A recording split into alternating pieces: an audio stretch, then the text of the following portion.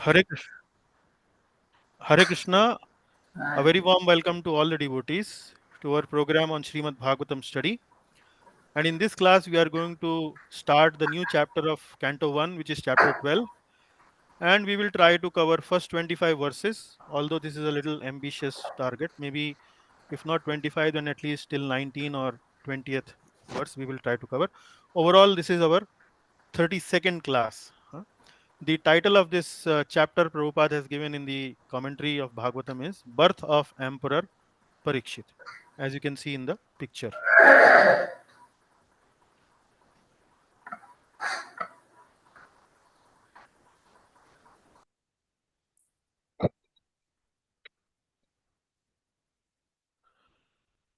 Okay. So Mangalacharan prayers. Can you remind me who was supposed to recite the Mangalacharan prayers? Prabhuji, I was supposed to. Okay, Vidya Mataji, please go ahead. Should I start, Prabhuji? Yes, please. Om Agyana Timrandasya Jnananjana Shalakaya Chakshunmiltam Yena Tasmai Shri Guruve Namah Shri Chaitanya Manobishtam Sthapitam Yena Bhutale Swam Rupa Kadamayam Dadati Swapadantikam Vandeham Shri Guru Shri Yudpad Kamalam Shri Gurun Vishant Shri Rupam Sagrajatam Sagan Raghunathan Vitam Tam Sajivam Sadvetam Savadutam Parijan Sahitam Krishna Chaitanya Devam Shri Radha Krishna Padan Sagan Lalita Shri Vishakhan Vitamscha He Krishna Karuna Sindhu Dina Bandhu Jagatpate Gopesha Gopika Kanta Radha Kanta Namostute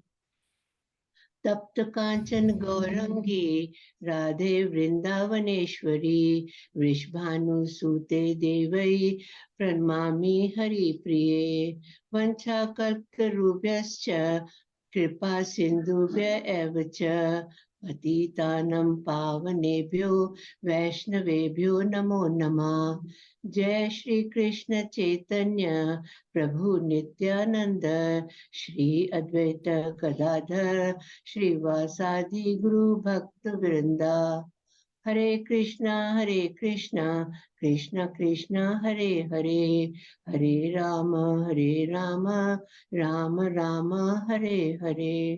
Very nicely chanted, Mataji. Only one place here, Gaur Bhakta Vrinda is there. You kind of recite it as Guru Bhakta Vrinda. So the meaning becomes different. Guru Bhakta is different and Gaur Bhakta is different, right? Gaura actually is meant for Chaitanya Mahaprabhu. No worries. You can be careful in the next recitation. And now, okay, the second one. Om Namo Bhagavate Vasudevaya. Om Namo Bhagavate Vasudevaya. Om Namo Bhagavate Vasudevaya. Narayanam Namaskritya Naram Cheva Narottamam Devim Saraswatam Vyasam Tato Jayam Udirahe Nashta Pravesha Bhadreshu Nityam Bhagavati Seviya Bhagavati Uttam Sloke Bhaktir Bhavati Nashtiki Krishnaya Vasudevaya Devaki Nandanaya Cha Nand Gopa Kumaraya Govindaya Namo Namah. Very nice, Mataji. Very nice. Okay.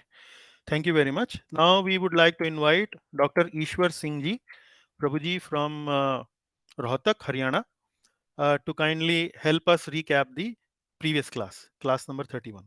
Prabhuji, please. And if possible, if you can share your video while you are giving us the recap, so people will have a little more connection when you speak.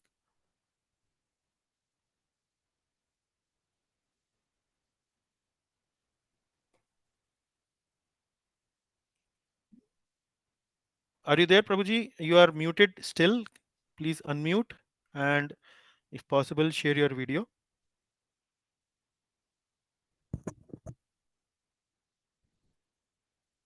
Hare Krishna, Prabhuji. Yes, Prabhu. Yeah. Hare Krishna, respected Anurag Prabhuji. Hare Krishna, dear fellow devotees. I'm really happy to be a part of summary service, which I find not only interesting, but it is also useful and a bit stimulating for my graying neurons, besides giving me a sense of doing something worthwhile. Okay. Yeah, I'm that really very feeling very good good. about it. Yeah, just And, 1 minute, because I am really excited to hear those words from you. And the reason why I interrupted you is the reason why the summary service is given to devotees is mainly to come to this realization that when they do this service, they find there is a element of joy, there is an element of purification, there is an element of satisfaction when we do this service. So this service yes, involves reading the previous class, making our own notes, revising the class in our own mind, writing it, and then maybe revising it, uh, etc., etc. And all this actually leads to purification. So this is the whole and sole objective of allocating summary service to devotees. Yes. So thank you very much. I'm really pleased to hear your realization. Please go ahead. Prabhuji, my job for this evening is to recap class 31 of Srimad Bhagavatam, Canto 1, Chapter 11, the last 15 verses, 24 to 39, wherein in this chapter we describe the various events, then activities and persons and interactions among them, and so on. And also what followed when Lord Krishna entered into Dwarka. Now, to recapitulate a bit, I would say that the prosperous city of Dwarka, also known as country of anarthas, was typically agog with multitudes of festivities related to the homecoming of its most beloved Lord Sri Krishna. People from all walks of life, with solemn prayers on their lips and intense yearnings for seeing the Lord, made them come out of their houses and be on the streets all across the city. The city, the Godhead acknowledged their greetings in full, honored everyone adequately, and then entered the city accompanied by elderly relatives, invalid brahmanas, and their wives who were busy offering benedictions and glorifying the Lord. All this while, the women folk of Dwarka perched on their housetops in an attempt to have the best of darshanas or glimpses of the Lord's attractive beauty besides the beautiful procession going on the streets, and also maintaining their respectability and elegance of separation from the men folk. Now, in the next section, that is from verse 25 to 27, Vyasadeva describes the various facets of unique facets of Lord's beauty. Now, first in verse 25, he talks about the insatiable beauty of the Lord. Although the citizens of Dwarka were regularly accustomed to seeing the reservoir of all beauty, the infallible Lord, yet they were never satisfied and felt satiated. All this was due to the fact that the law of satiation acts only materially and not spiritually. The Lord's body is the essence of everything and reservoir of all beauties beyond our experience. There are always manifestations of newer and newer beauties, be it Lord's name, fame, qualities, and pastimes. In the next verse, that is number 26, Vyasdev describes the four aspects of Lord's beauty. He said it is special, it is transcendental. The Lord's chest is the abode of Goddess Lakshmi. His moonlight face is the drinking vessel for eyes. His uh, arms are resting places for demigods, and the lotus feet are the refuge of pure devotees, also called the sarangas. The sarangas do not want anything other than the lotus feet of the Lord, and the Lord is verily leaning towards them, such humble devotees. Next, verse 27, the inconceivable natural phenomena of Lord's beauty is described by Vyasadeva, which is unique in many ways. The Lord's body hue is just like a new monsoon cloud. The white umbrellas over his head is compared to the sun. The bunch hair fans, all the chameras with circular movements are like two moons. The shower of flowers are like stars. The flower garland is like two rainbows. The yellow clothes of the lords emit golden effulgence like lightning. It is truly a very astonishing view. Then how could the two moons and the sun shine simultaneously on the cloud with the stars, two rainbows and stationary lighting? Incredible though, but this is how our good Lord appeared to the people of Dwarka. Verse 28 and 29 are high points of reciprocation and exchange of love with mothers at Dwarka. After entering the house of his father, Lord was embraced by his mothers present there, led by his real mother Devki. The Lord offered obeisances unto all of them, placing his head at their feet.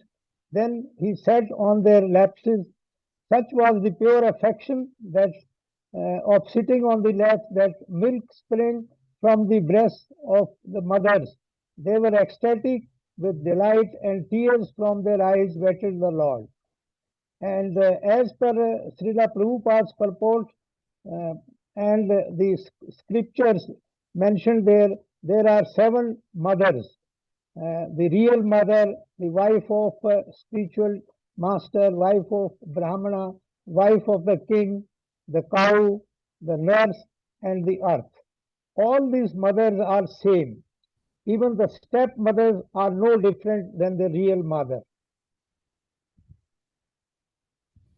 Now, in the next section, that is verse 30 to 35, it deals with the Lord's dealing with his queens, which was all transcendental in nature. Verse 30 states Lord Krishna had more than 16,000 wives, and every one of them had a separate, fully furnished, equipped, and well landscaped accommodation.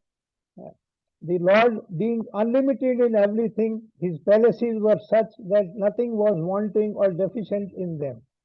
Sarva Kamam. And as soon as the Lord entered his palaces, the queens rejoiced with their minds to see their husband home after a long absence. They got up at once, left their meditations, covered their faces shyly, and looked sheepishly, as per the social customs prevalent in Vedic times. The truth is that the queens, being the pure devotees of the Lord, were never separated from the Lord. They were always in trance and thus could give up all those engagements, including the vows of womanhood, at once on seeing the Lord. Due to strong ecstasy, they could annihilate all formalities, social customs, and even all stumbling blocks in the path of meeting the Lord. And as Sri Vishwanath Chakravarti Thakur states, this is a perfect stage of meeting the Lord of the soul, Sri Krishna. Verse 32 is about the insuperable ecstasy, which was so strong that in their shyness the queens first embraced the Lord in their innermost recesses of hearts, followed by visual embracing, and also sending their sons to embrace their father, which is considered equivalent to embracing by the queen themselves. All along, the queens tried to restrain their feelings, but couldn't help shedding tears inadvertently. In verse 3, the Lord, Vyasadeva describes the freshness and perennial freshness of the association of the Lord. Although Krishna was constantly by their side as well as exclusively alone His feet appeared to them, to the queens, to be newer and newer. Even the goddess of fortune, which is always restless and moving, could not quit the Lord's feet. So, how can those women who have taken shelter of the Lord's and who were the queens of the Lord can be detached from those feet? Srila Prabhupada's purport also highlights the same. As human beings are high, as human beings, our higher perfection is to seek some employment or service under the Lord's supreme service, which is sure to make us extremely happy perennially. There is no point absolutely in seeking the goddess of fortune without the relation of the Lord involved. Verse 34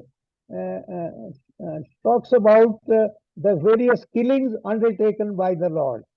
The Lord feels good and pacified after killing those kings who are proving the burdensome or who are incorrigible and who are burdensome to the earth and are incorrigible.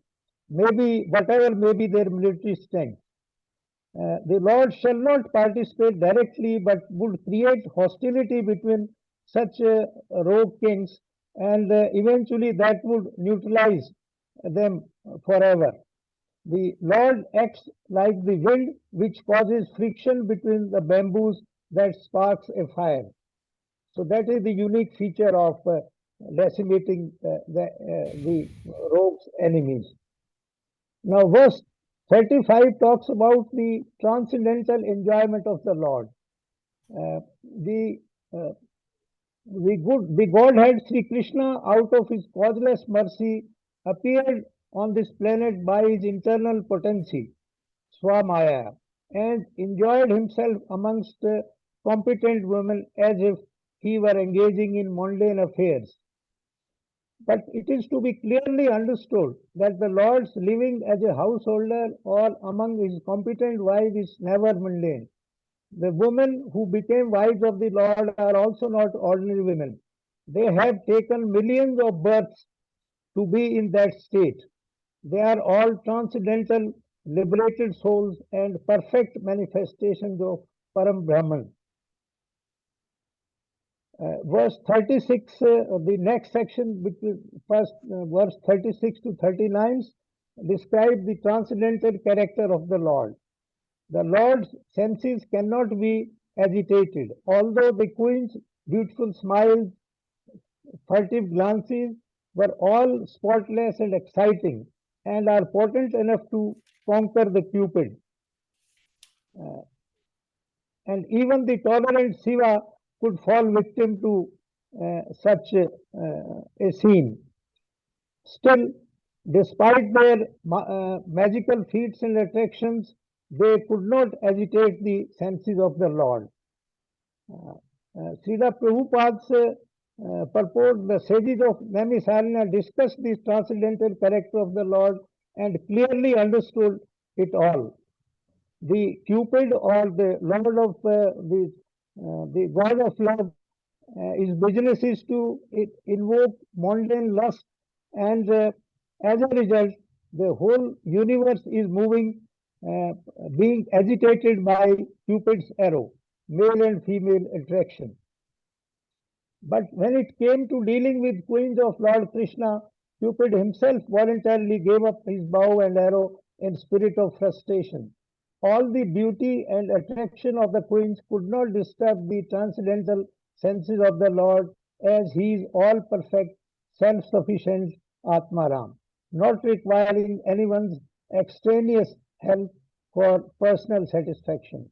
He feels satisfied on getting sincere affection and service which the queens were doing for long, long time. The Lord was happy to reciprocate their unalloyed service and be their devout husband. Verse 37 talks about conditioned souls, say that the conditioned souls always speculate. The common materialistic conditioned souls speculate that the Lord is just like one of them. Out of ignorance, they think that the Lord is affected by matter, although he is totally unattached. Prabhupada's purport also says that Lord is completely independent to act, and all his actions are full of bliss, knowledge, and eternity, as confirmed by Bhagavad Gita and Upanishad. The mental speculators misunderstand them as the Supreme Person, and they consider his impersonal features as inexplicable Brahman. Such people cannot go beyond their own faulty conditioned personal capacity and understand that Godhead is always unaffected by modes of material nature. They cannot follow that the sun is always unaffected by infectious matter. Now, in next verse, we talk about the divinity of the Lord. Lord is not affected by qualities of material nature, even though he is in contact with them. Similarly, devotees, the true devotees of the Lord, also do not become influenced by the material qualities. The good Lord is even very considerate towards his fellow unallied devotees and accepts them as fully transcendental on the basis of their being in cent% devotional service. Now, the last verse 39 is something which talks about the extent of Lord glories and the mysteries surrounding them. Even queens could not understand him. The simple and delicate women truly thought that their beloved husband followed them and was dominated by them. They thought that he also is henpecked. They were unaware of the extent of the glories of their husband, just as the atheists are unaware of him as the supreme controller. Srila Prabhupada also states that this sort of ignorance is not mundane because there is some action of the uh, uh, internal potency of the Lord in the exchange of feelings between him and his eternal associates, which are of five types. And number one is proprietor, number two is master, friend, son, and a lover. The internal potency that plays in all such pastimes is Yogamaya, and such devotees of the Lord are all liberated souls without any material contamination whatsoever. This brings me to the end of this recap. It took little longer, but the content were so catchy that I really could not help reduce them. Thank you very much for your kind attention. Yeah, thank you Hare very Krishna. much, Ishwar Prabhuji. So this is the dilemma of many devotees that they, when they start speaking Hari Katha, they actually extend and a little bit overdo sometimes when we are excited and so on. So this is a good symptom. But in terms of time, probably you may want to, in the next summary recitation, you may want to keep that in mind that we need to also maybe keep the time in the mind. So up to Right, you. right. Sure, Okay. sure. So thank you very much. Now we move to the subject matter of the class today. So this is the 12th chapter, and as I mentioned, the topic is birth of Emperor Parikshit. This has this is the overview map that you see here in front of you. Now, uh, what has happened at the moment is that in fourth chapter of Srimad Bhagavatam, first canto, the sages of Naimisharanya asked three questions mainly to Suta Goswami. The first question was about the history of Bhagavatam, why Bhagavatam was written, when it was written, what led to the event of writing of Bhagavatam. Then the another question was about tell us about the birth activities, etc. of King Parikshit, who heard this Srimad Bhagavatam, and also tell us the third question is also tell us about the uh, meeting between Shukdev Goswami and King Parikshit. How did they actually meet?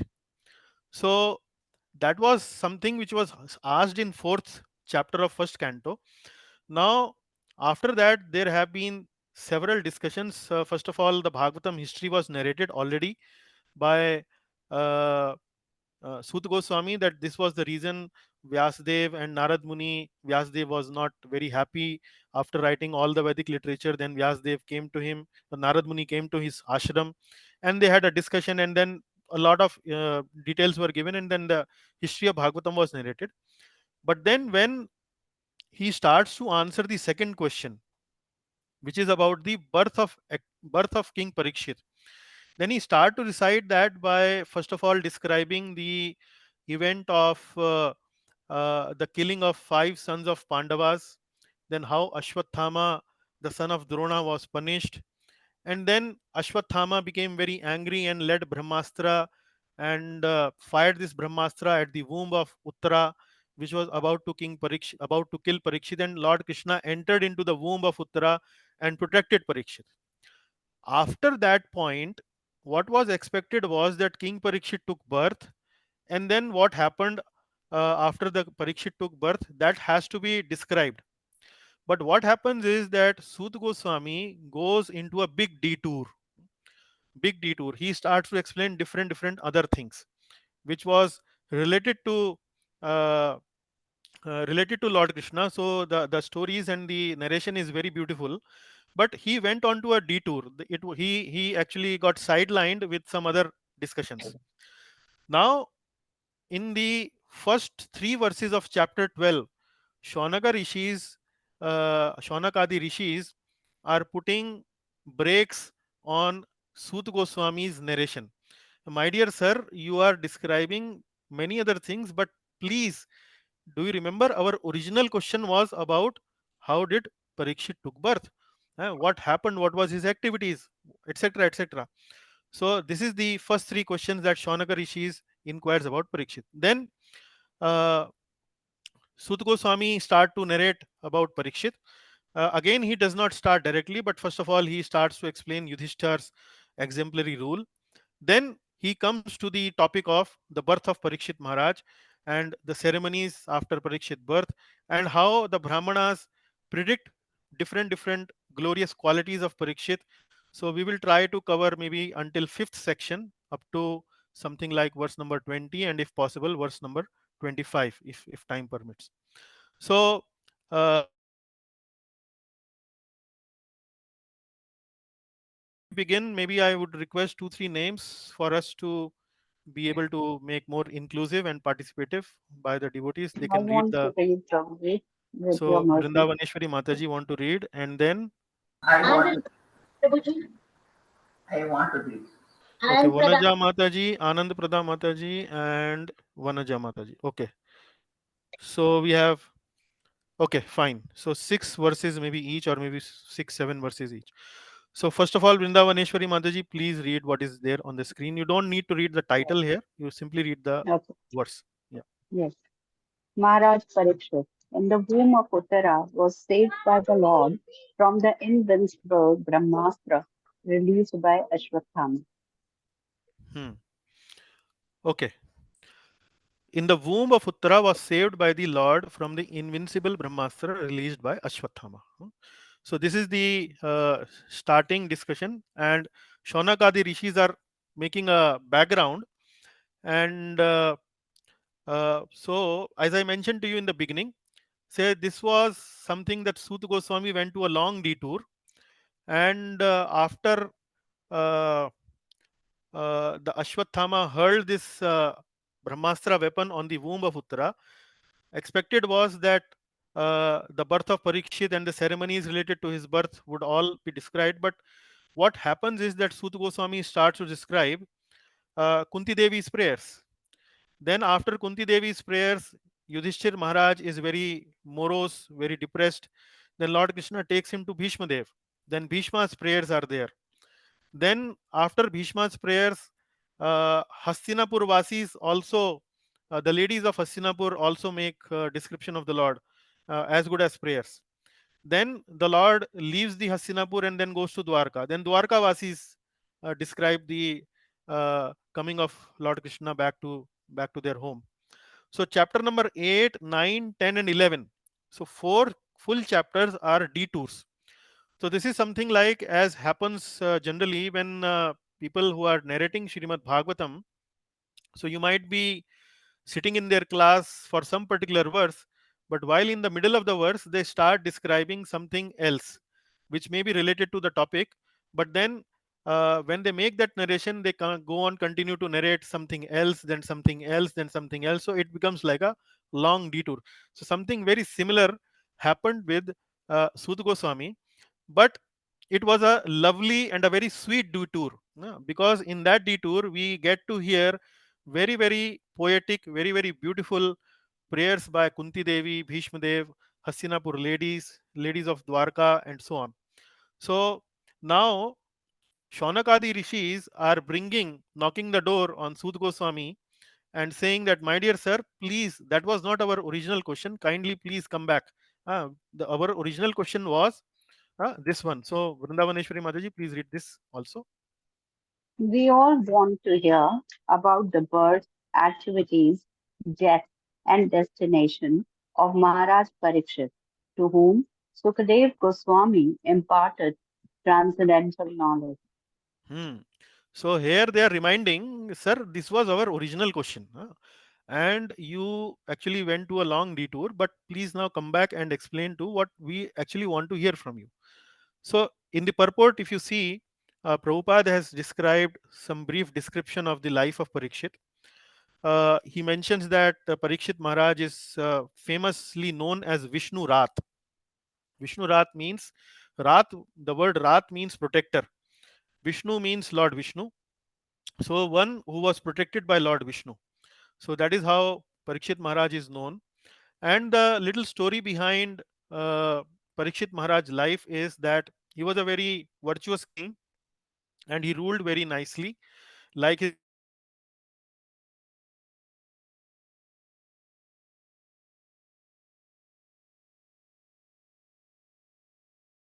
one day got into a trouble when he went on a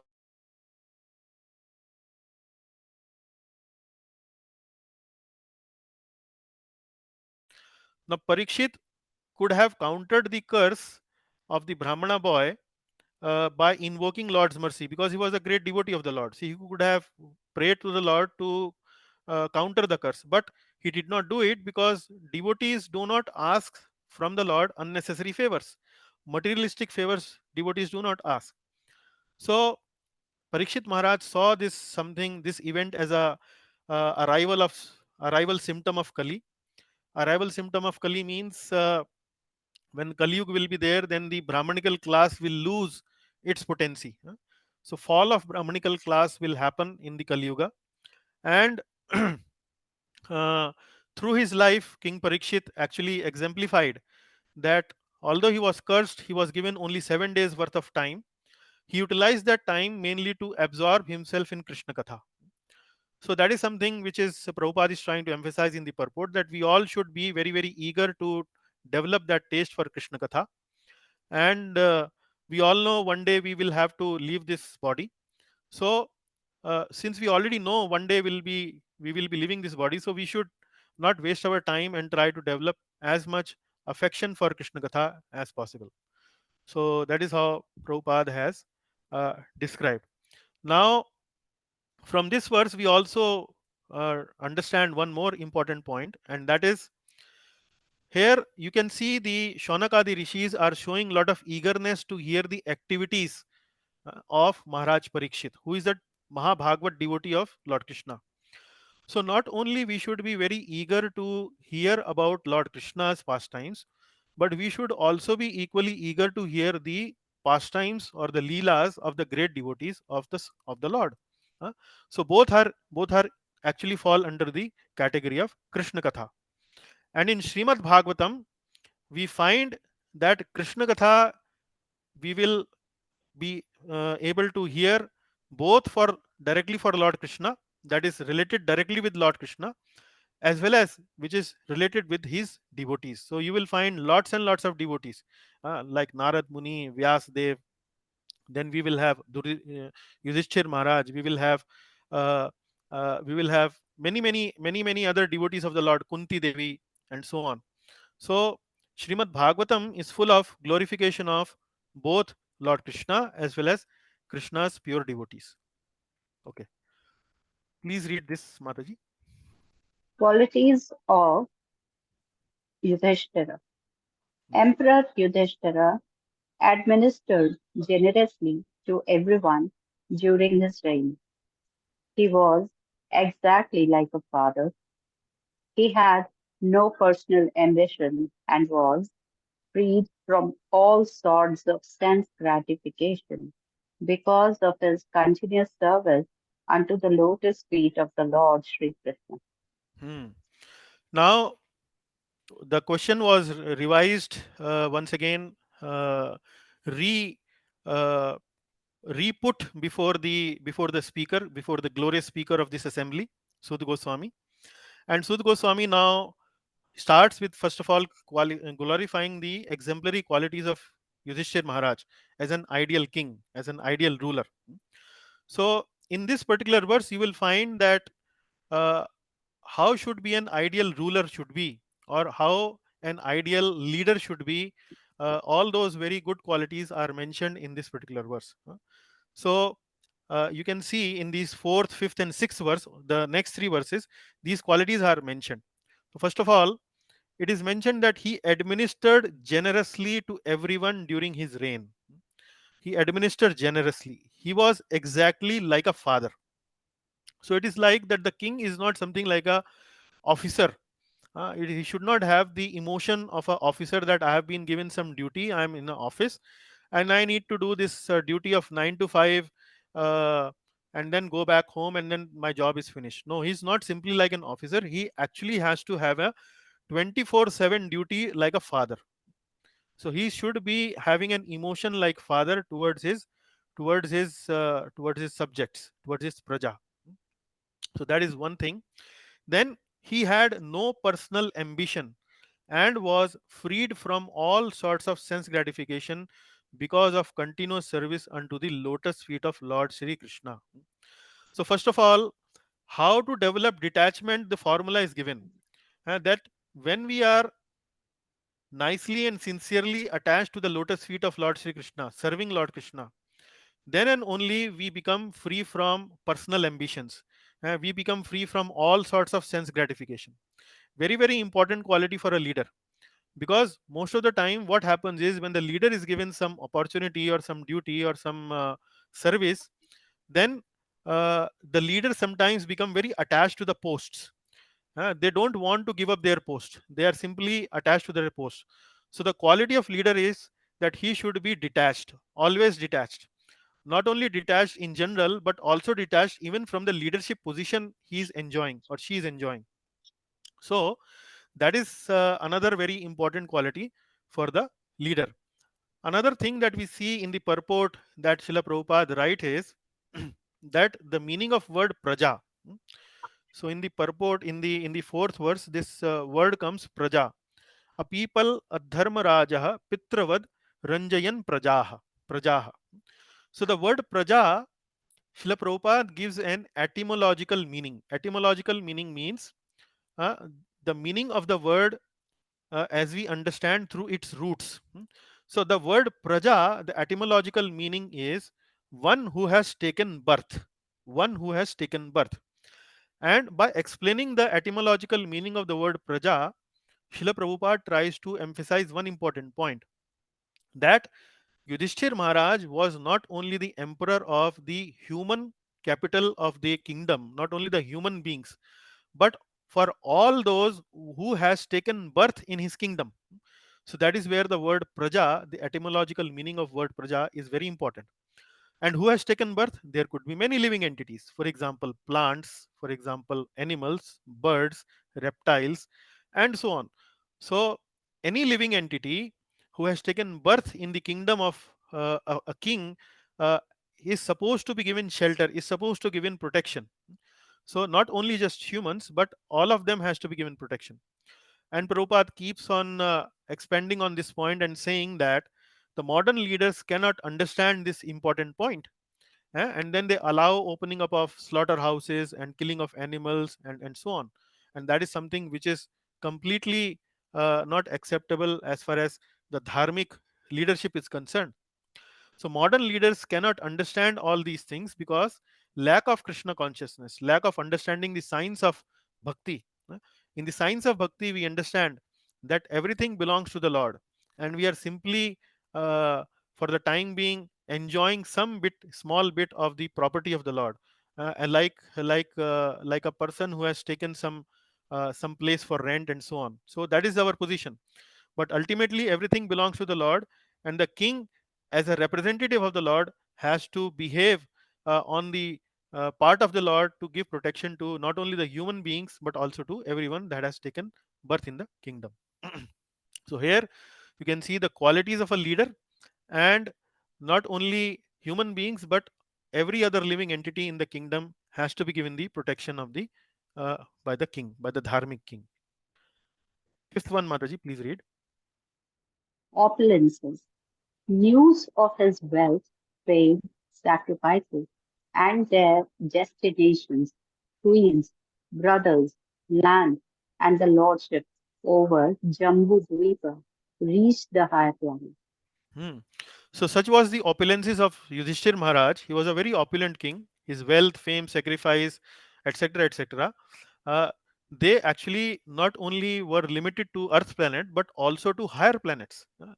So from this verse we come to know that not only Earth is one of the planets uh, where the life is there, but life is there actually in the Brahmanda at higher planetary system also.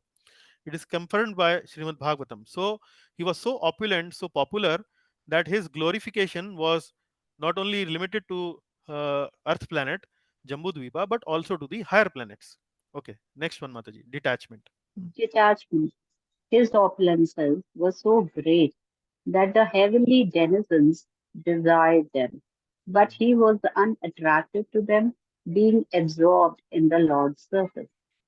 So this is a very, very important point. A very important point for a leader. Detachment.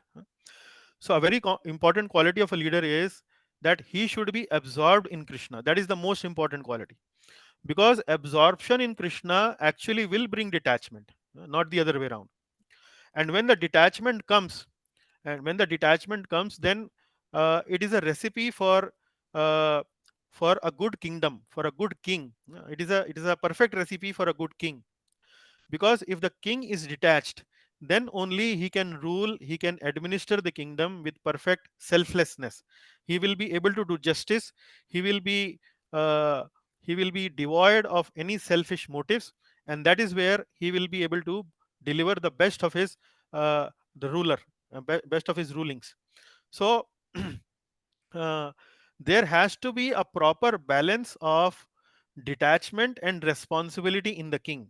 So detachment does not mean that the king actually look down upon the responsibility. So detachment, for example, somebody might think that our final dharma is to develop love for the Lord. So why do we bother about this ruling of kingdom, taking care of the subjects, taking care of the praja? There is no need. Simply do bhajan, simply do our kirtan, and that is all. So that is not detachment. So detachment actually also means responsibility. Responsibility means that we need to be careful about the worldly responsibilities that is there for us. So responsibility does not mean attachment to the duty or too much attachment to the duty, and detachment does not mean becoming oblivion to our duty. So that is something which we need to understand, and that is the point we need to learn from this particular verse number 6. Then Srila Prabhupada also tries to emphasize in verse number 6 about that he was unattracted to them being absorbed in Lord's service. Being absorbed in Lord's service, Prabhupada once again try to develop upon this point that absorption in Lord's service actually is the real pleasure, real happiness of a jiva in one's lifetime. Actually, we are all looking for happiness in our life, and we are trying to look for happiness in different avenues, different ways. But our real happiness comes when we are absorbed in Lord's service. So Prabhupada in the purport write this, that real hunger in this world is spiritual hunger and not material hunger, because we are spirit soul. At the end of the day, we are ultimately spirit soul. We are spiritual in nature, and spirit will remain satisfied only when in a spiritual environment, and then only the spiritual living being can be happy, can be fully satisfied. So if a spiritual living being is only trying to find out pleasures in material things, name, fame, power, prestige, etc., then the spiritual living entity cannot find real pleasure, cannot find real pleasure. So that is what Srila Prabhupada is saying, that real hunger in this world is spiritual hunger and not material hunger. So we can understand this point by some simple example. For example, uh, that if there is no one to love us in this world, although we may be hungry, although we may be very opulent, we may be very opulent, but there is no one to love us, we will feel miserable, we will feel like not living anymore, any longer. However, if we are uh, if we are loved one, if we are loved by everyone, if we are loved by many people, and even though we are destitute, we are poverty stricken, we don't have much opulence with us, we will still be able to survive the difficulties of life.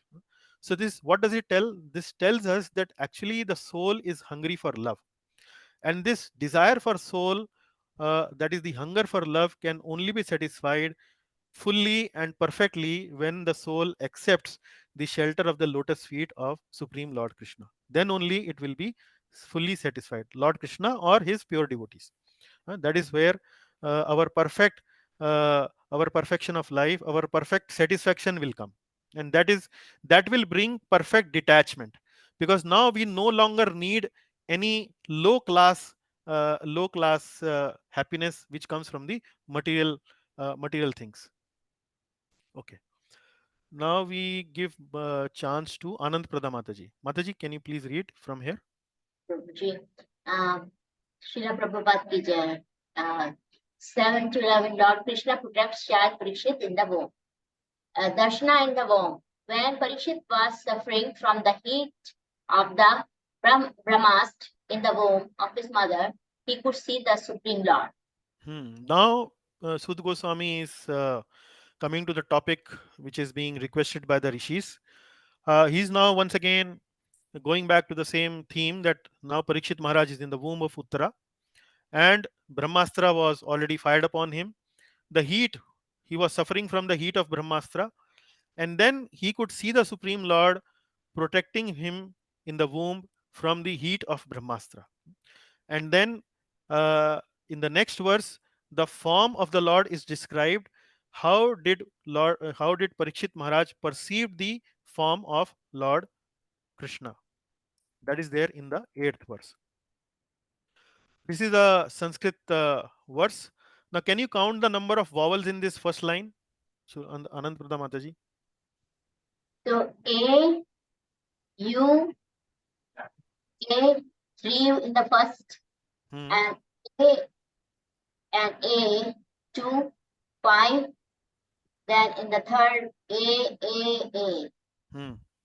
8. 5 8. plus 3, 8, right? So which meter is this? Anushtup Chand. Anushtup Chand. So now you know how to recite Anushtup Chand? Yeah. Yada yada hi dharmasya, right? Angushtamatram amalam Angushtamatram amalam. spurat purat maulinam Spurat purat maulinam. apivya darshanam syamam Apivyadarsanam syamam. tadit vasasam achyutam. Tadit vasasam achyutam. Yes, Mataji. Okay. So now the form of the Lord as perceived by Parikshit Maharaj has been narrated in this verse. Angushta matram amalam spurat purat maulinam apivya darshanam syamam tadit vasasam achyutam. Angushta matram. Angushta matram means size of the thumb. So he was the size of the Lord is thumb high. And then amalam. Amalam means transcendental. Then spurat purata maulinam. Spurat purata maulinam means with a shining gold crown. With a shining gold crown. Apivya darshanam shyamam. Apivya darshanam shyamam. Apivya darshanam shyamam means apivya, the word apivya means uh, very beautiful. And Shama means blackish. So he looked like a very beautiful blackish personality. And then Tadit Vasasam Achyutam, with cloth like lightning. Tadit actually means lightning. As you can see in the picture also, the yellow color dhoti, and then cloud like color, the hue of the color of the hue of the body of the Lord is like cloud, Shamam, and then wearing a shining gold crown and so on. So like that, he saw that he saw that in the womb of Mother Uttara. Now more qualities are described in the next verse. Please read. Lord form. He had 4 hands, earrings of molten gold, and eyes blood red with fury. As he wandered, his club constantly encircled him like a shooting star. Hmm.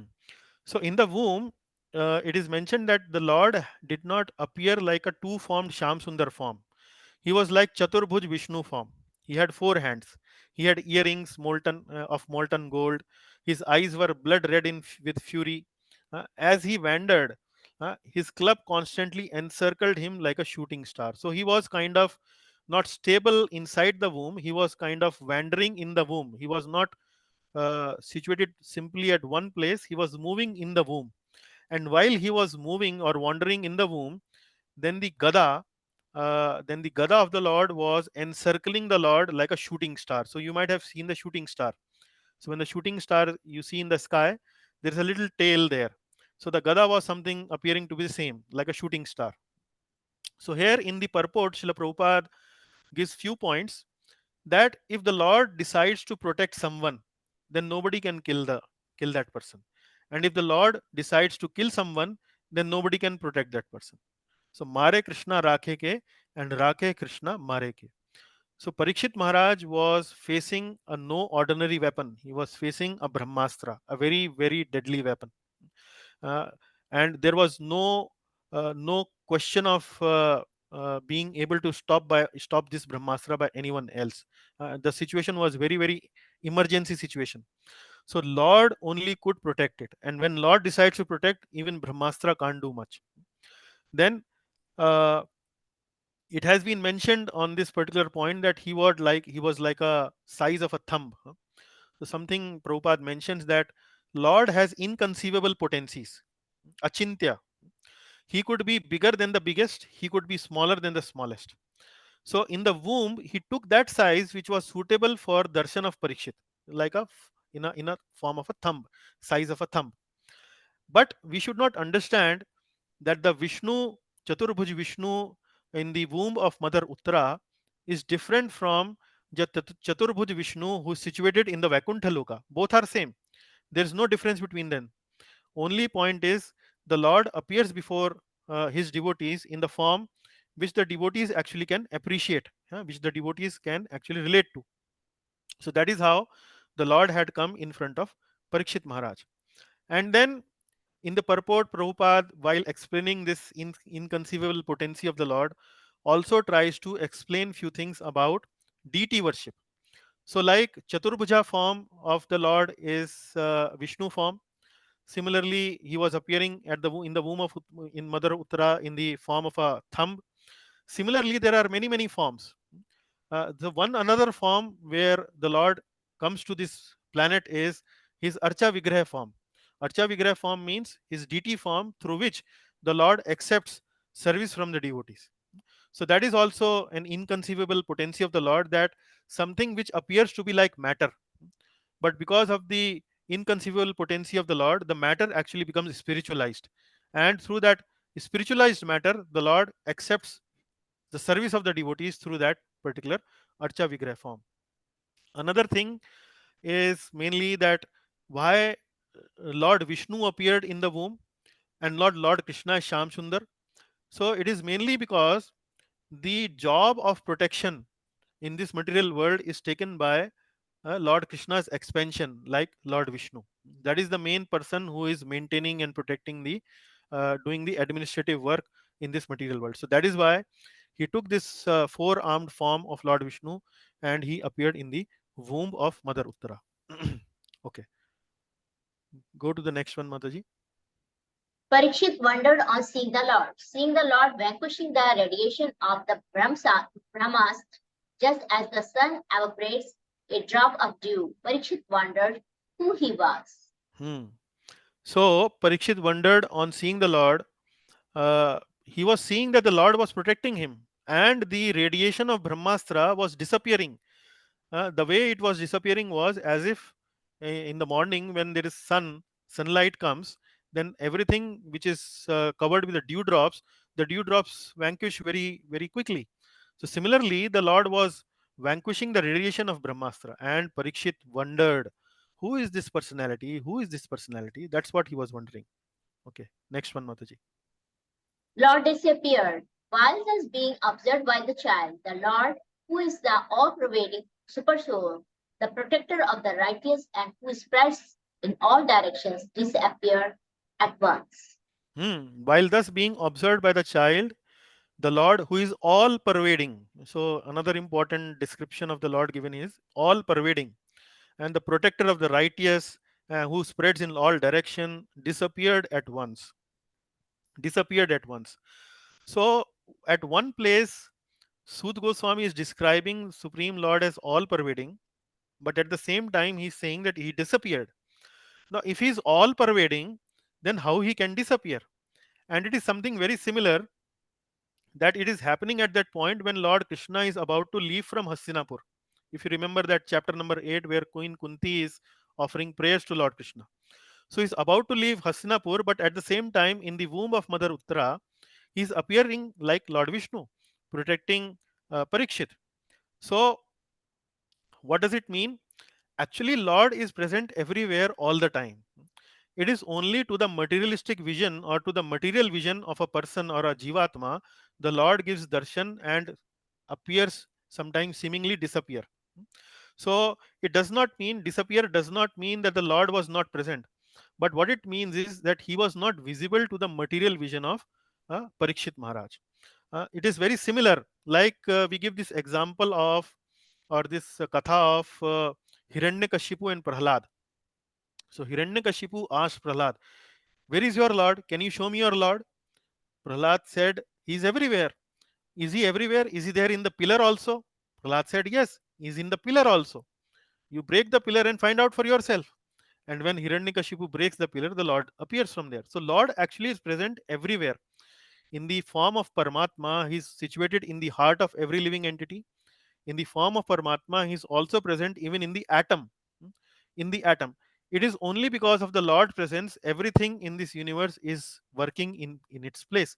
The moment the Lord leaves, everything falls out of place. So that is uh, what it means, that Lord who is all pervading actually disappeared. So it was not that Lord was not there in the womb when he seemed to be disappeared. He was also there in the womb at that time also, but he became disappeared to the material vision of Parikshit Maharaj.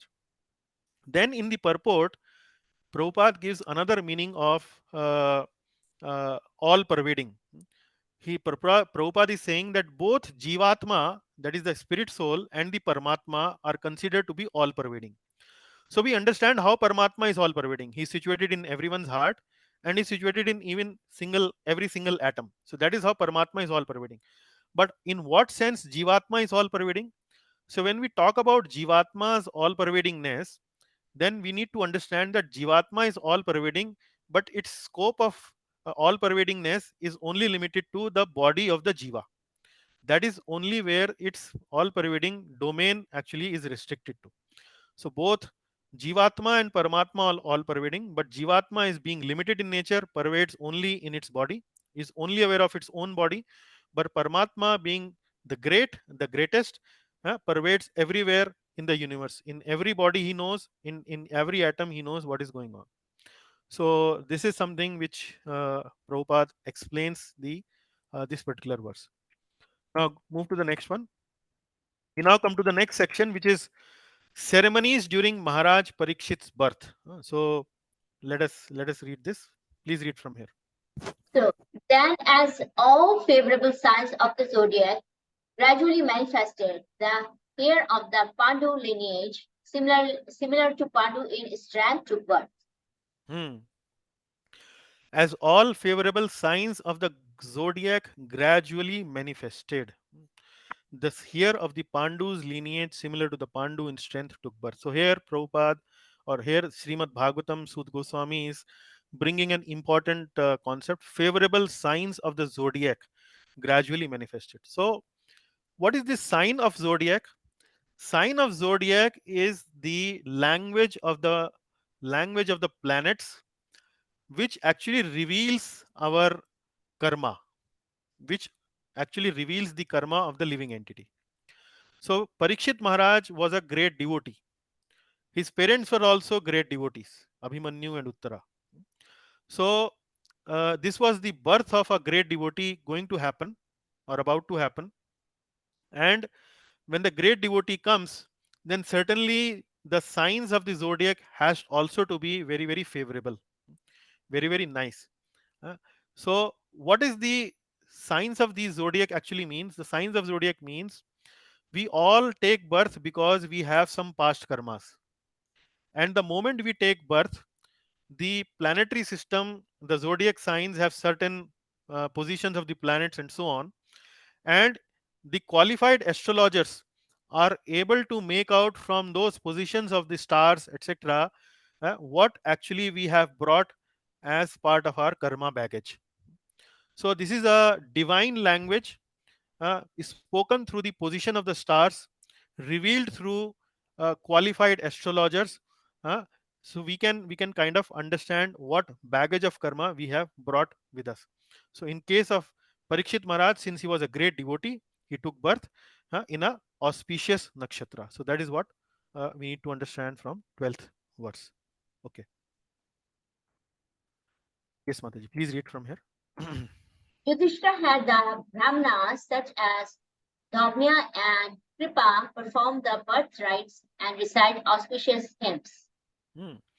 Here you can see grandfather Yudhishthir. He was a grandfather of Parikshit Maharaj, and he's doing this yagya, he's doing these rites, birth rites, mainly because his father Abhimanyu is not there. Abhimanyu died in the Kurukshetra war. So, as a grandfather and the eldermost grandfather, he was performing this yagya as a birth rite because when Parikshit takes birth. So, in the purport, Srila Prabhupada gives examples of various kind of sanskars. For example, Garbhadhan Sanskar Prabhupada mentions. So, Garbhadhan Sanskar is done before the parents conceive the child. So, before the parents conceive the child, they do the Garbhadhan Sanskar to kind of develop a right mood and pious consciousness or good consciousness before, so that they can attract a pious soul. And then he also mentions about Simontonayana and Sad Bhakshanam samskaras. So these two samskaras are done during pregnancy, and when the birth takes place of the child, then Jat Karma Sanskara is done. But Prabhupada also mentions in the purport that in this time and age, we don't really find very qualified brahmanas to be able to perform these sanskaras in a proper way. So instead of doing these sanskaras, there is Pancharatrika Vidhi that is typically recommended in this time and age. So Pancharatrika Vidhi actually is referring to temple worship or deity worship. So that is what Prabhupada tries to explain in the purport about this verse number 13. Now we move to our next speaker or facilitator. Vanaja Mataji, would you like to read this on the Yes, screen? Thank you, Ananda Mataji. Yeah. charity. Yudhishthira gave appropriate charity: gold, land, villages, elephants, horses, grains to the Brahmanas, who happily informed him that the child was certainly in the line of the Purus. In the line of the Purus. So Yudhishthir Maharaj gave very appropriate charity, gold, land, villages. At that time, a very auspicious moment, a very joyous occasion for Yudhishthir. There is no one else as a heir to the throne available uh, in the Puru dynasty. So on the birth of Parikshit, the atmosphere is full of surcharged with joy and happiness. And out of happiness, Yudhishthir Maharaj is giving a lot of charity to Brahmanas. So Prabhupada explains in the purport that in the in the Vedic times, only Brahmanas and sannyasis were eligible to accept charity. No one else. Brahmanas would completely dedicate their lives for the society's welfare, for guiding the society towards their spiritual goal. That was the main job of Brahmanas and the sannyasis. And kings will take care of the livelihood of Brahmanas by giving them charity from time to time. So they would give them charity so nicely that they need not worry about doing some profession, doing some job to kind of take care of their household. So they were very sufficiently well served by the king in terms of opulence and so on. So that is what Prabhupada mentions. But another point is that in this time and age, uh, so much charity, like costly charity like gold, land, villages, elephants, horses, is not possible for a common person. But that does not mean that we cannot give charity in our mind. So it is mentioned the quality of Kali Yuga is that if we do something good, even at the level of mind, maybe in our mind we give charity to others. So that is something really counts towards our karma. It is counted nicely, positively towards our karma account. But if we uh, think something negatively in Kali Yuga, that is not counted in our karma account. So this is one important feature of Kali Yuga. Only at the level of mind, if we do good thing, that will be counted. If we don't do good thing, that will not be counted. But however, in the previous yugas, uh, you need to do a pious activity in person, or in, I would say, in a live action you have to perform of pious activity in order to accommodate good karma. And even if you would do something nonsensical thinking in your mind in the previous yugas, then you will get bad karma. So in Kali Yuga, this is a facility available. So in case we are not able to give charity uh, by physical means, at least we should give charity in our mind in Kali Yuga, and that will help us in our karmic cycle in the time to come. So these are some important points for these two verses. Now we move to the next one. Please read from here. The child will be known as Vishnu Ratha because he has been protected, Rakshit, by the all-pervasive Vishnu and all-powerful Brahm, Brahma Vishnu, Prabha Vishnu, Lord, to oblige your dynasty. He will be the first-class devotee with all good qualities. Yes. So the child will be known as Vishnu Rat. So the correct pronunciation here is Mataji Rat. And Ratha. Rataha actually means one who has been protected. So he was protected by Lord Vishnu. That is why he is known as Vishnu Rat. And then by the all pervasive Vishnu and the all powerful Vishnu. And all powerful Vishnu means Prabha Vishnu. So Lord, to oblige your dynasty, he will be the first class devotee with all good qualities. Here, Prabhupada writes in the purport that Parikshit Maharaj was mainly protected by Lord Vishnu for two reasons. One reason was that he was the pure devotee of the Lord, and also his both the parents were also pure devotees. So that was one reason. Second reason was that he was the only heir to the pious Puru Vamsha. He was only one. All others had died. The five sons of Pandavas were died. Abhimanyu had died, and so on. So everyone else had died. So he was the only heir to the pious Puruvamsha. And Lord wants that pious devotees, good devotees, actually should be given the charge of ruling the kingdom of this world. And when the kingdom and the society is ruled by pious devotees, then there's a very good chance then the subjects or the people in general or masses in general in the society will also become Krishna conscious. So that is the reason why Lord Krishna actually protected Parikshit Maharaj.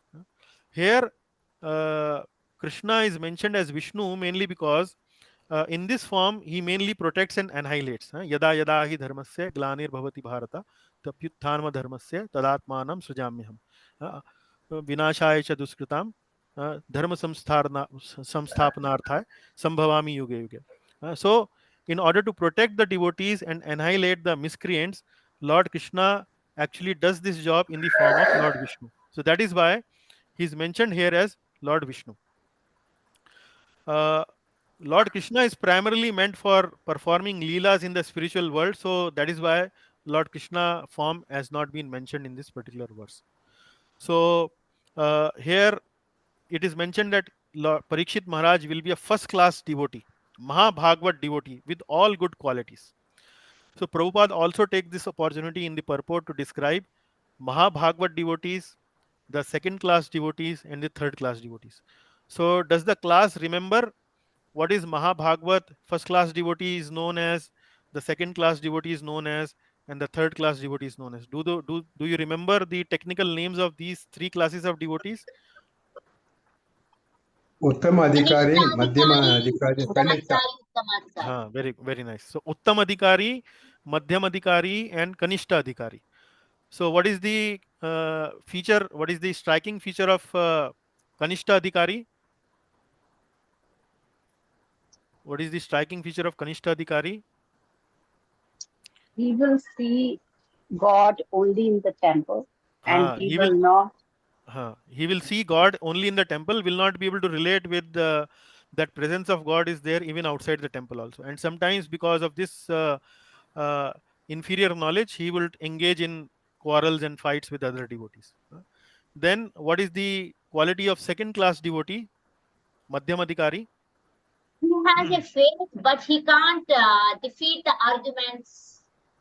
Yeah, all the arguments he may not be able to defeat, but he relates with the devotees nicely. He makes friendship with those who are devotees. He will show his merciful hand to those who are not devotees and want to understand devotional service. He will keep away from the envious people and so on. So that is Madhyam Adhikari. And Mahabhagavat Uttam Adhikari means what? Uttam Adhikari means He has a He strong has faith some bhav. he and sees can. he sees Lord Krishna's presence everywhere. Even if somebody is atheistic, he will also relate with the relate this atheistic person with the Lord. So he would see Lord everywhere. So that is the quality of the Uttamadhikari. Okay. So now we move to the next one, 18th verse. Here the Brahmanas start to predict Parikshit Maharaj future. They will read the horoscope and start to Parikshit future qualities of Parikshit Maharaj. So please read. Dhritarashtra inquired, will he become a king as saintly and famous as others who appeared in this great royal family? So this verse actually reflects what is going on in the mind of Yudhishthir Maharaj. So he is very eager. Not only now the birth has happened, he is very joyful, but he is even more eager and concerned what kind of a personality he will become in the future. And then when the Brahmanas told that he will become a first class Mahabhagavat, Yudhishthir Maharaj was very happy, very happy. So the important point is that the ruler should be Mahabhagavat devotee of the Lord.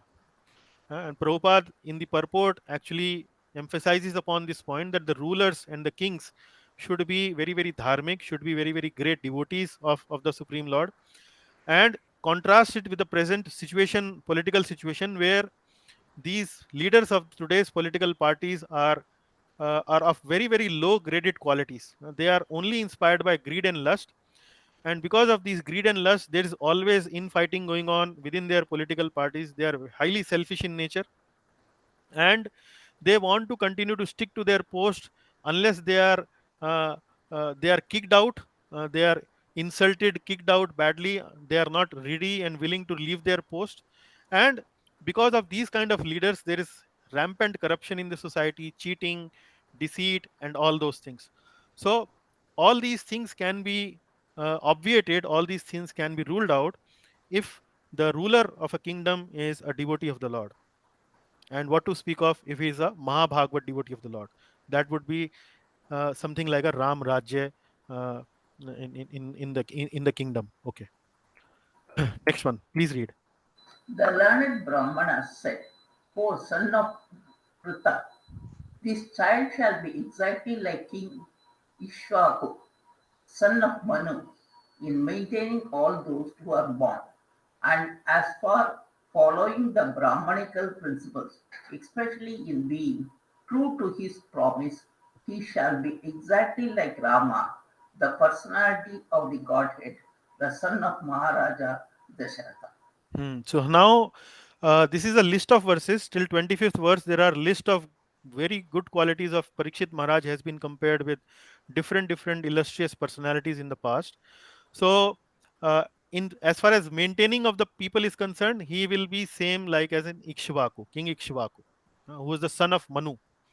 And then in following Brahmanical principles, or specifically in being truthful to his promise, Maryada Purushottam, प्राण जाए पर वचन न जाए, हाँ? Especially in being true to his promise, he shall be exactly like Lord Ramchandra. So these are some of the qualities. So we will quickly read these qualities, and we will not go into the detail. Prabhupada has taken a lot of pain in elaborating about each of these characters in the purport. So I would suggest that you read those purports to get a little more deeper understanding of the kind of qualities that Prabhupada is trying to explain. But for this class, we will try to quickly sum it up so that we can speed up in our discussion. Okay, please read. This child will be a Munificent. magnificent, yes, donor of charity and protector of the surrendered, like the famous King Sibi of the Usinara community. And he Cont- will be hmm. he will expand the name and fame of his family like Bharata, the son of Maharaja Drishyata.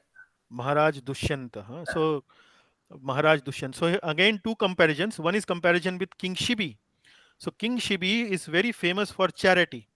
And there is a famous story of King Shibi, which Prabhupada also mentioned in the purport. It is about that one fine day, a pigeon came running, or pigeon came flying to the shelter of King Shibi, saying that a eagle is chasing me, he wants to eat me, so please protect me. Then eagle also came in behind, saying that this pigeon is actually my food. I have been chasing this pigeon. Uh, I have identified this pigeon as my food. Now I have been able to catch this pigeon, but you are now coming in way for me to eat this pigeon. So you should not do this. You should actually leave this pigeon for my eating, because this is my shikar. So Shibi Maharaj was hearing both the arguments. He said that pigeon actually had come for my protection, so I will give him protection. But you are also right. Jivasya jivo jivanam. So one jiva is the food for another jiva. For example, uh, if a lion wants to attack a deer and eat the deer, then there is no karma on the part of the lion. Similarly, if an eagle wants to eat a pigeon, then there is no karma on the part of pigeon, on the part of eagle. That is acceptable. So what argument eagle was giving was also acceptable. So what was agreed that that I will not allow you to kill this pigeon, because now it is in my shelter. I have promised him to give shelter. So you should be given the weight, the flesh from my body, which is equal in weight to the weight of this pigeon. So he started to cut various parts of his body and start to weigh on a balance. And every time he will put some part of his body on the balance, the pigeon weight was always high. Ultimately, he found that pigeon was more heavier than King Shibi. Then King Shibi actually offered himself to the eagle for eating. So that is the story. So it is mentioned that this child will be will be same munificent donor of charity like King Shibi. Similarly, in in spreading the name and fame of his family, he will be like Bharat, the son of Maharaj Dushyanta. So there are three Bharats that we see in the history. One is Bharat, the brother of Lord Sri Ramchandra. Then another Bharat is the son of King Rishabh Dev. He was also known as King Bharat. Uh, and then King Dushyant also has his son by the name Bharat. So the name of our country, Bharat Varsha, according to Prabhupada, has been given on the name of Rishabh Dev's son. King Rishabh's son, Bharat, actually is the name given to our country, Bharat Varsha. But there is another version where some experts or some knowledgeable people say that it is mainly because of the name of Bharat, who was son of King Dushyant. Now, who is this Dushyant? So if you read this story of Dushyant and Shakuntala, so this Bharat was son of Shakuntala, who would play with tiger and so on and so forth. So both of them are glorious, either way. So uh, uh, so that is where he has been compared. All three Bharats are very very famous. So it has been mentioned that you will spread the or expand the name and fame of this family like Bharat, the son of Maharaj Dushyant. Okay, next one. Amongst great bowmen, this child will be as good as Arjuna. He will be irresistible as fire and as unsurpassable as an ocean. Hmm. So here he has been compared with Arjuna as bowman, with the like Dhanurdhari. He will be as good as Arjuna, and he will be irresistible as fire and as unsurpassable as ocean. So oceans are not easily to surpass. They are very huge. So he will be as unsurpassable as an ocean. Next one, Mataji, please read. This child will be strong as a lion and as worthy a shelter as the Himalaya mountains. He will be forbearing like the earth and as tolerant as his parents. So his child will be as strong as a lion. So lion is considered to be a very strong animal, and as worthy a shelter as the Himalaya mountains. So mountains, Himalayas are very resourceful, very rich in resources. So he will be worthy a shelter as Himalaya mountains. He will be forbearing like earth. Forbearing means forgiving. So whatever you may do to the earth will never retaliate. So he will be as forbearing like the earth, and as tolerant as his parents. So parents always try to forgive the mischiefs of the children. So like that, he will be like parents to his people. So he will be as tolerant as his parents. Next one, Mataji. This child will be like the grandfather Isisra and Brahma in equanimity of might. He will be manifest like the Lord of Kailasa hill, Shiva, and he will be the resort of everyone like the Supreme Personality of Godhead, Narayana, who is even the shelter of the goddess of fortune. Yeah, so more comparisons are given. Here the comparison is given as, so the word given in the verse is Pitamaha. So Pitamaha, one commentator describes as Yudhishthir, another one describes as Brahma. I think Vishwanath Chakravarti Thakur describes the meaning of word Pitamaha as Brahma. So whatever it may be, both are very equanimous, having equal vision for everyone. So Yudhishthir Maharaj and Brahmaji both are uh, uh, exemplary personalities demonstrating equanimity of mind. He will be munificent like Lord of the Kailasha hill. Munificent. So Lord Shiva is considered to be giving the boons or giving the benedictions very easily. That is why he is known as Ashutosh. So sometimes he give boons and benediction without even considering twice. So one time he gave this benediction that to a demon, that on whose head you will put your hand, that head will explode. And this demon, out of after getting this boon, actually ran after Shiva only to keep his hand on Shiva's head only. So like this, Shiva is known as Ashutosh. So he will be munificent like the Lord of the Kailash hill, Shiva, and he will be resort of everyone like the supreme personality of Godhead, Narayan, who is even the shelter of goddess of fortune. So everyone in this world try to take shelter of goddess of fortune because they think that Lakshmi Devi will solve their all the problems, but that Lakshmi Devi actually takes shelter of Lord Narayan. So the comparison has been made that Parikshit Maharaj will be a shelter for everyone, like Supreme Personality of Godhead, who gives shelter even to Lakshmi Devi. So that is the comparison. 24th one, please This read. child, this child will be almost as good as Lord Sri Krishna by following in his footsteps.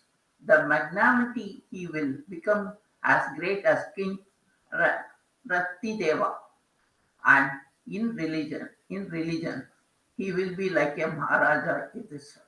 Maharaj Yayati. So another two examples are given, Ranti Deva and Maharaj Yayati. So we will, because the time is now over, so I will discuss the little glorification of Ranti Dev and Maharaj Yayati in our next class. Finish this 12th chapter in next class and we'll start the 13th chapter. So I hope we covered the ground quite significantly in today's class, roughly 25 verses. So Thank you very much. I hope this was a interesting, entertaining session for you of Bhagavatam. Uh, all glories to Srimad Bhagavatam. All glories to Srila Prabhupada. Any comments, takeaways, and questions we can discuss now. For next class, I will issue the list of service in a short while. Uh, yeah. Any Prabhu ji questions and comments? Yeah. Yes, Prabhu ji Rajesh. Anupama माता जी का मंगलाचरण है और Manish Okay. प्रभु जी का वो है summary service. Okay. Anupama Mataji for Mangalacharan and Manish ji for summary service. Very nice, Prabhu. Thank you very much for your kind attention to me. Okay. Any questions? Any points to you like to discuss? Any feedback, comments? We appreciate. Thank you.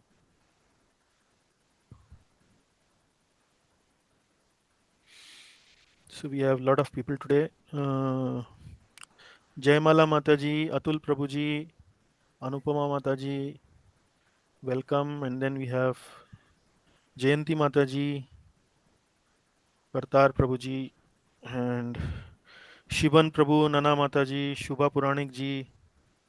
Then we have Vinayak Prabhu. So welcome. Any questions, comments, takeaways, or if not, then we close the discussion. It looks like no comments and questions. So thank you very much. Really appreciate you once again gave me the opportunity to glorify Srimad Bhagavatam. Thank you. Actually, not reading from those perfect lines that you make different slide for, Prabhu. It was like I was being rushed and I had to really concentrate. Mhm. So I am not So, fully able I, to digest your feedback. Was it okay? Not okay? well, not okay for me. Not okay. Okay. I Because am Mataji, like, we are yeah, trying to rush at those places where there is not much philosophical content. The content is relatively simple, and devotees actually can read in their own time. Although there are some stories, interesting stories. So that is why we kind of speed up at this particular juncture. Yeah. So okay. that is the So reason. in further classes, maybe we'll have the same old ways Yeah. that we have So been doing. we will kind of focus more or spend more time on those verses, on those sections of the book where the content is more philosophically deeper and little not easy to understand without the help of teacher. The other places where the content is relatively simple and easy, we will try to speed up a little bit because we have a big task of finishing Srimad Bhagavatam study. Yeah, Yeah, so yes, that is a balance we have to understand. maintain. Yeah. Okay, but thank you for your feedback. Yeah, as you will see today also we did not read a lot of Thank Sanskrit you. verses. Yeah, Yeah. I missed those. Okay. Okay, ji. Thank you very much. Then we meet the next Sunday. We must Hare thank you. Krishna. We must Yeah. thank you, Guruji, Okay. for Thank you, that. Vanaja Mataji. Krishna Thank you very Prabhu much. Ji. Yeah. Okay. Hare Krishna Thank you. Prabhu. Hare Hare Hare Krishna Krishna ji. Prabhu. Hare Krishna Prabhu. Yeah. Hare Krishna. Hare Krishna Mataji. Right? Thank you.